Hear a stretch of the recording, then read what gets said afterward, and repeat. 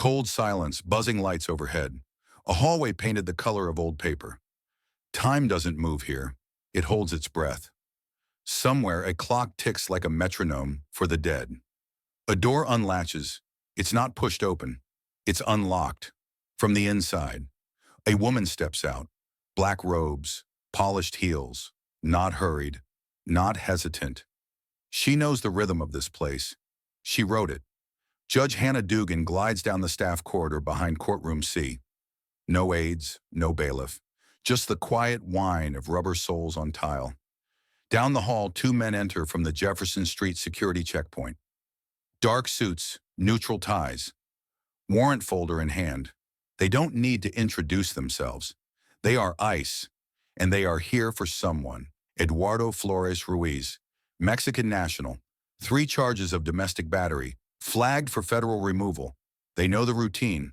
Locate, present, transfer. But routine assumes trust, and trust assumes no one inside the courthouse is playing for the other team. "Wait here," says a passing clerk. "Judge Dugan speaking to the chief." No fuss, no questions, just delay. The agents look at each other and wait. Hannah Dugan rounds the final corner to the north stairwell. The walls here haven't been painted in a decade. The camera above the door clicks once as it follows her motion. She taps a key card on the access panel. Red light turns green. Behind her, a man appears. Dark hoodie. Lawyer at his side, eyes forward, lips clenched. Eduardo Flores Ruiz. He doesn't speak. He doesn't need to. This is not an escape. It's a transfer. Sanctioned, directed, led. The judge presses the door open, lets it swing, doesn't even look back. They vanish down the staff hallway, the one reserved for jurors, sealed to the public. A fluorescent bulb above them flickers twice, then steadies into a steady, sickly white. One flight down, then another. No alarms, no urgency. Just a woman in robes guiding a man the country wants gone out of the reach of federal hands. Upstairs, the agents are still waiting. They've reviewed the file twice. They've checked their watches. Still nothing. Think we were sent on a loop? I think she's stalling. They start toward courtroom C, but they are already too late. In the basement, a camera mounted above the service elevator hums to life. A man in black steps in, flanked by an attorney. The button for ground level glows orange. The doors slide shut. The ICE agent, rushing down the adjacent hall, sees only the back of his head. Recognition punches him in the chest. He starts to run. He's on the radio, breath clipped. But the elevator is moving. By the time he reaches the street, the doors have already opened. A blur of motion. Footsteps on marble. A man running north past the courthouse pillars. The agent sprints behind. Calls for backup. Flores crosses Kilburn. 2 more agents converge. He slips on the curb, scrambles, gets up, and then they have him. He's tackled 5 feet from the corner trash bin. Cuffed, winded, silent. Above them, on the 4th floor, Hannah Dugan is already back on the bench. Composed, collected, unbothered. The footage ends in silence. The kind of silence that follows a confession or a betrayal. FBI Special Agent Rowe leans back in her chair. She doesn't blink. She doesn't speak. The playback monitor flickers once, frozen on a single frame. Judge Hannah Dugan's hand holding open the exit door. Face calm, posture elegant, like it was part of her job. Her partner, Agent Grant, exhales through his nose. "This isn't some sleepy-eyed magistrate who lost her paperwork," he mutters. "No," Rowe replies. "This was precision." She knew exactly which door, exactly which hallway, and exactly how long it'd take ICE to realize they'd been sent in the wrong damn direction. She rewinds. Pauses on the floor plan projected on the wall. 3 doors are highlighted. One is circled in red ink, the one she used. Grant raises an eyebrow. "That hallway's sealed to the public." "It is. It's reserved for jurors, not criminals." Rowe turns slowly. "Not unless the judge decides the criminal is family." The briefing room falls quiet again. Then a new voice. From the corner. Tom Fitton, suit sharp, arms folded, voice like a cold gavel. "She didn't break protocol," he says. "She burned it. This is obstruction, harboring, interference with federal law enforcement." He steps forward. She lied, she deceived, and she did it in her robes. He holds up a printout, still image from the footage. Tell me what message this sends. To every ICE agent risking his neck at the border. To every officer dealing with the aftermath of domestic violence. To every American who still believes the courtroom means something. No one answers, so he does. It says, the law only matters if the judge agrees with it, and if she doesn't, well then, the judge becomes the smuggler. Somewhere in Wisconsin, the news breaks. Talk radio lights up like a switchboard in hell. Did you see the video? She walked him out in front of a camera, in her damn robes. Who does she think she is? A caller from Kenosha says what no host wants to admit. If this were a sheriff in Texas, helping a cartel mule sneak through a checkpoint, we'd already be talking about sentencing. The headlines follow. Milwaukee judge under fire for aiding illegal escape. FBI reviewing footage of possible obstruction in courtroom. Domestic abuser helped by local judge. ICE agents misled. But one headline cuts deeper than the rest. She didn't lose control. She took it. Back at the courthouse, Dugan sits behind her desk. No press, no apology, only the ticking clock and the soft purr of a black cat curled on the windowsill. A knock. Her clerk enters, hesitant. There's something you should see. He holds out a manila envelope. No return address, no markings. She opens it. Inside, a still frame. Her hand on the door. Eduardo behind her. On the back, written in Sharpie. You weren't supposed to get caught. That night in a bar 5 blocks from the Capitol, 2 ICE agents finish their beers in silence. One shakes his head. All that gear, all that training, and the one who stopped us wore a robe. The other sets his glass down, voice low. Number, the one who stopped us wore the flag on her chest and spat on the oath she took to protect it. Across the country, Americans scroll through the footage, some in anger, some in disbelief, but all of them in silence. Because what's more dangerous than a criminal is a judge who decides who gets to stay and who gets to escape based on her own twisted sense of virtue. This wasn't compassion. This wasn't mercy. This was betrayal. And it wore a robe, dim light. A war room without the name. No flags, no press. Just leather chairs, a silence thicker than fog, and one name echoing like gunfire. Dugan. Trump doesn't respond right away. He's standing, back to the room, eyes on the screen. Frozen frame. The same one everyone's seen. Judge Hannah Dugan, left hand on the exit bar, right hand open behind her, ushering a domestic abuser out of federal reach. He doesn't blink. Across the table, a strategist clears his throat. Too loud. Mr. President, we've confirmed. ICE followed her misdirection to courtroom A. Ruiz was out of the building in 3 minutes. Another advisor speaks. She's claiming judicial immunity, says she was de-escalating a volatile environment. Trump turns. Calm, controlled. Voice like steel dragged across marble. She didn't de-escalate. She disappeared justice. No one speaks. He walks slowly to the center of the room, picks up the printed affidavit, thick, annotated, ugly, holds it up like a blade. You see this? This isn't paperwork. It's a tombstone. The Constitution just got buried by a woman in robes. A pause. She thinks compassion means letting criminals run free. She thinks courtroom robes cancel out criminal conduct. She thinks she's untouchable. He drops the file. She's not. A moment of silence. Then breath. Movement. One aide dares to speak. She's backed by the usuals. A CLU, Brennan Center. The DNC is calling this a right-wing overreaction. Trump smiles, not kind. Good. Let them line up behind her. I want them in the shot when this goes to trial. Screens light up. Side by sides. Flores Ruiz's rap sheet. The courthouse floor plan. The judge. The door. Everything. One photo on loop. Dugan's face. Unbothered, elevated, almost proud. Trump stares at it. This isn't a debate. This is a battle. A strategist interjects. Sir, with respect, we need to be careful. They'll call this an attack on the judiciary. We can't afford the optics of going after a woman, a judge, an officer of the court, who smuggled a violent criminal out of a federal building. Trump doesn't raise his voice. He lowers it, and somehow it cuts harder. That's not optics. That's betrayal. He moves toward the window, the Capitol dome barely visible through the haze. Fingers tighten. Let me be very clear. If she doesn't face justice, then no American has to follow the law again, because it means the law belongs to whoever wears the robe. A pause, then the final strike. And that's not a constitution, that's a costume. News anchors speak like they're reading off a script. Trump lashes out at judicial independence. Former president accused of inciting violence against a sitting judge. Critics say this sets a dangerous precedent. It's all coordinated. The panels are stacked. Former prosecutors, partisan scholars, hosts who smile while cutting America in half. One clip plays again and again. Trump in the war room, his voice low, his eyes locked, calling it what no one else will.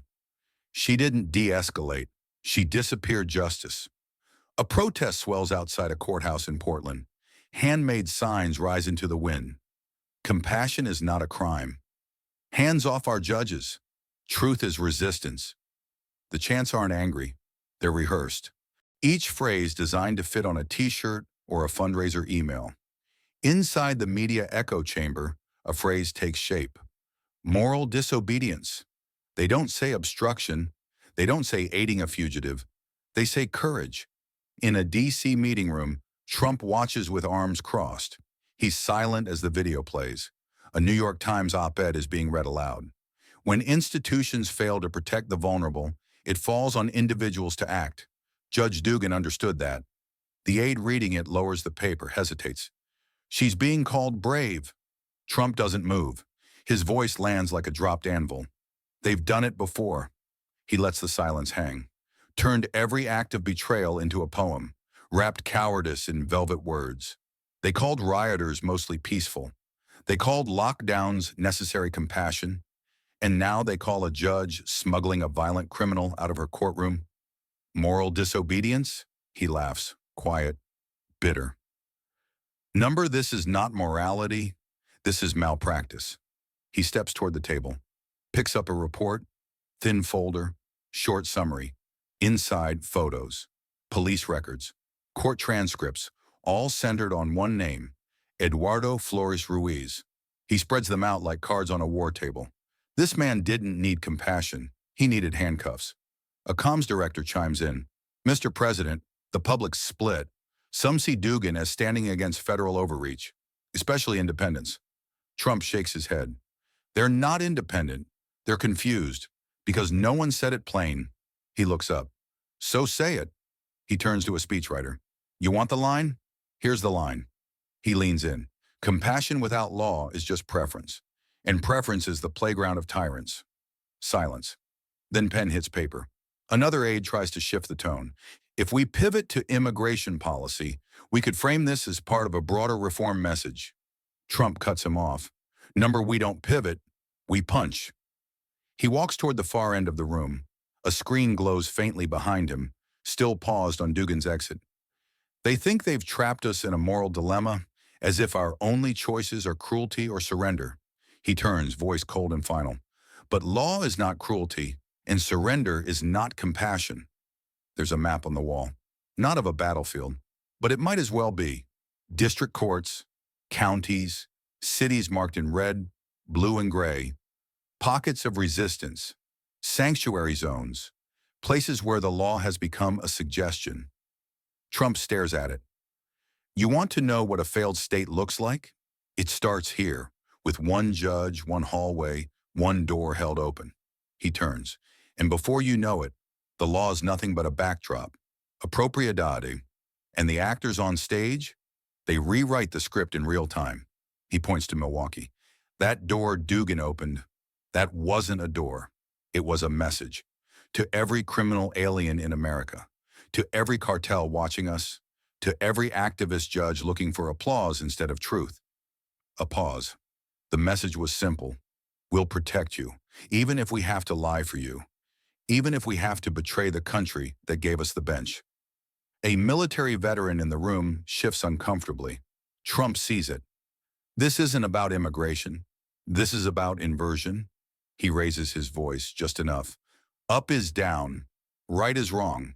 And justice? Justice now wears a blindfold not to stay neutral, but to look away. The room holds its breath. Trump speaks softer now, slower, measured. There was a time when judges feared breaking the law. Now the law fears breaking a judge. He walks to the center of the room again. So let's be clear. This is not about Dugan. She's a symptom. He taps the table once. The disease is deeper.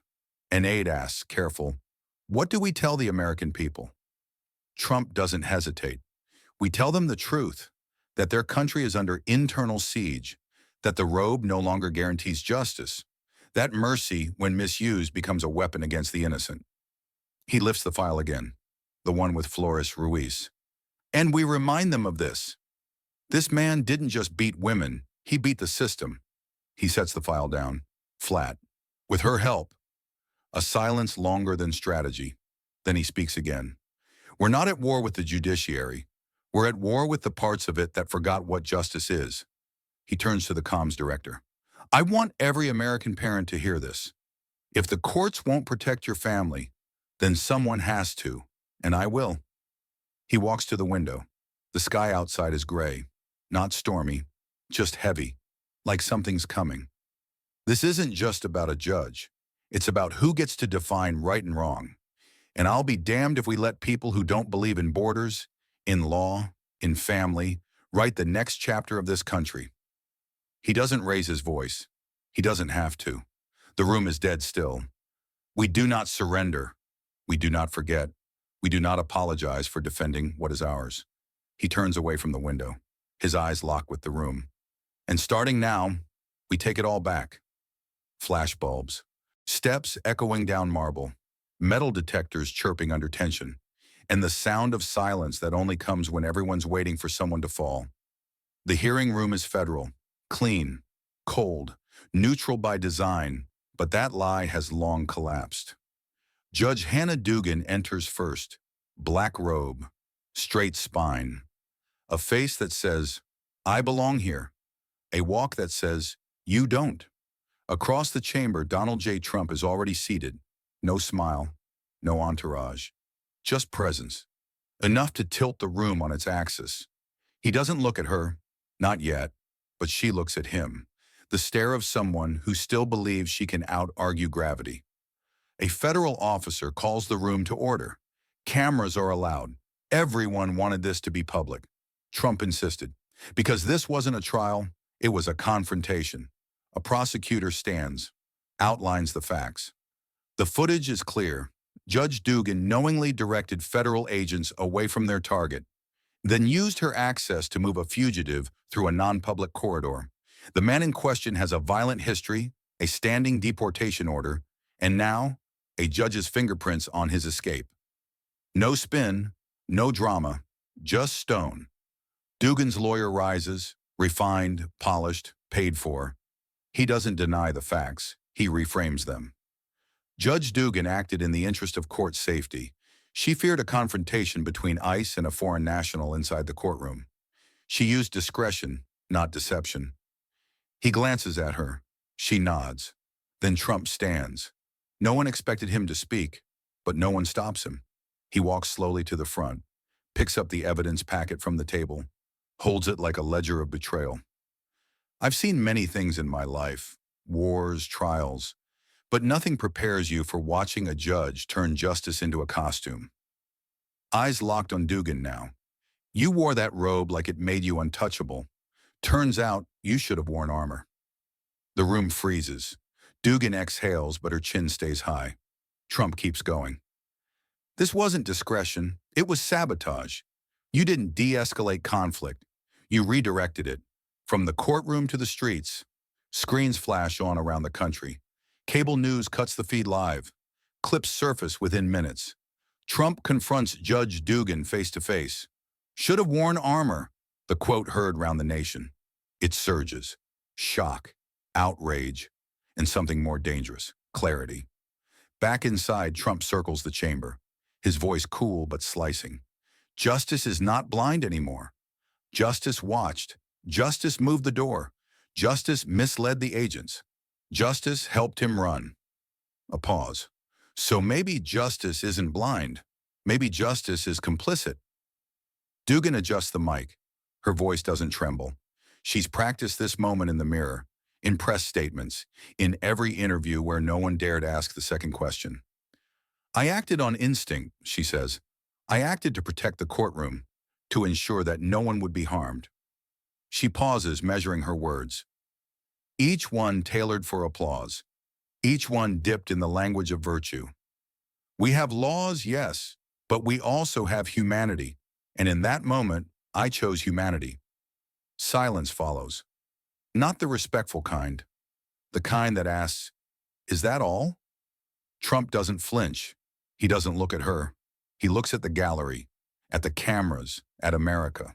Then he holds up a single photo, a woman's face, split lip, blackened eye, police report stapled to the back.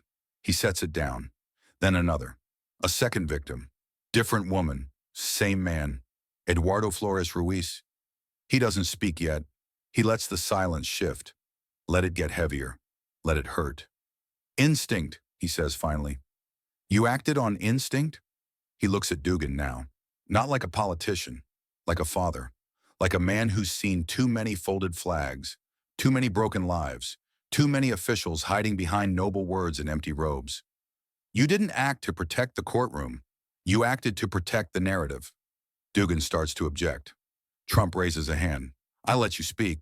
Now you let America listen. He steps forward. You had one job, one obligation, to the law, not to feelings, not to politics, not to Twitter. Another folder, more photos, hospital bills, child custody orders, emergency protection filings, real, documented, ignored. These weren't theoretical victims. They weren't statistics. They weren't talking points for Sunday panels. They were women, American women, and you handed their abuser a way out. You opened a door and closed your eyes. Dugan doesn't move. She knows the cameras are watching. She's trained for this. But nothing in her prep included this. Trump turns to the court. Not the judges, not the lawyers, the people. You want to talk about compassion? He taps the photos. Here it is, right here. Bleeding on bathroom floors, hiding behind locked doors, wondering if justice would show up. And it did. It just helped him escape. The room is still. No one breathes. You say you chose humanity? He shakes his head. Number, you chose ego. You chose ideology dressed as virtue. He leans in. His voice drops. And you wore it like armor. The room breathes again, but only barely. No gavel slams. No verdict drops. Just the weight of what's been said and what cannot be unsaid. Judge Dugan sits motionless, not shaken, not moved, just calculating, like the robe still protects her, like the courtroom is still her stage. A clerk begins to pack the evidence folders. Camera crews whisper behind the glass. The broadcast delay is gone now. It's all live, every frame, every line, already being clipped, captioned, recirculated. Trump doesn't leave.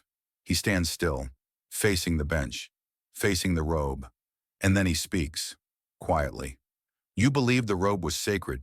You thought the robe made you the law. It didn't. He turns slowly. That robe was supposed to be neutral, but you used it to shield the guilty.